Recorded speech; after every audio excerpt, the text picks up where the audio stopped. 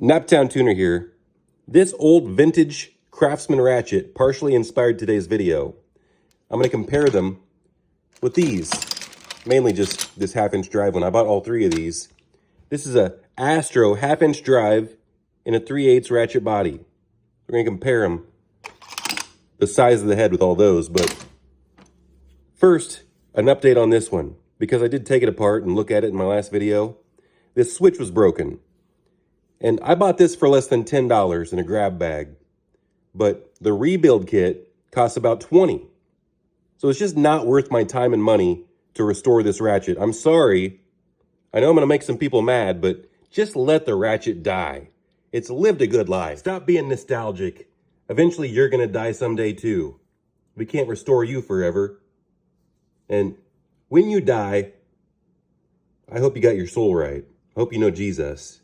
But this is just a ratchet. This thing does not matter. This thing's going to get melted down and turned into new ratchets. What I'm actually going to use this for until that happens is a knocker wrench or a slugger wrench. A hammer wrench. If you know any other names, let me know.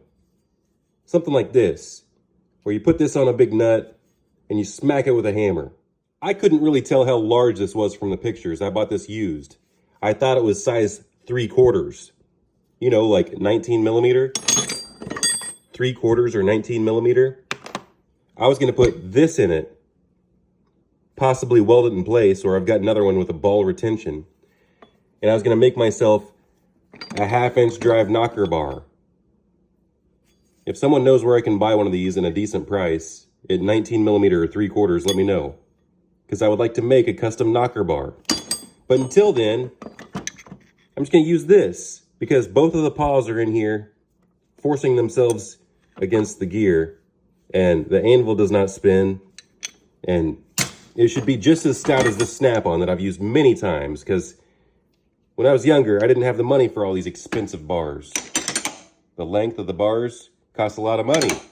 This one's cheaper, so what I used to do was I would put a pipe on the end of this thing. And if a pipe didn't fit, I would smack the handle with a hammer. And I never once broke the mechanism in this thing. Because it's got massive notches in the 12-tooth gear inside. It's not one of these prissy 80, 120, 160, 250 tooth. Sure, you could use a breaker bar as a slugger wrench. But it's got a little flexy head. And it has some deflection when you hit it. Sure, you could use a sliding T-handle, but the handle's not as stout. It's a little spring-loaded when you smack it. Plus, I like to keep these nice. I like these things.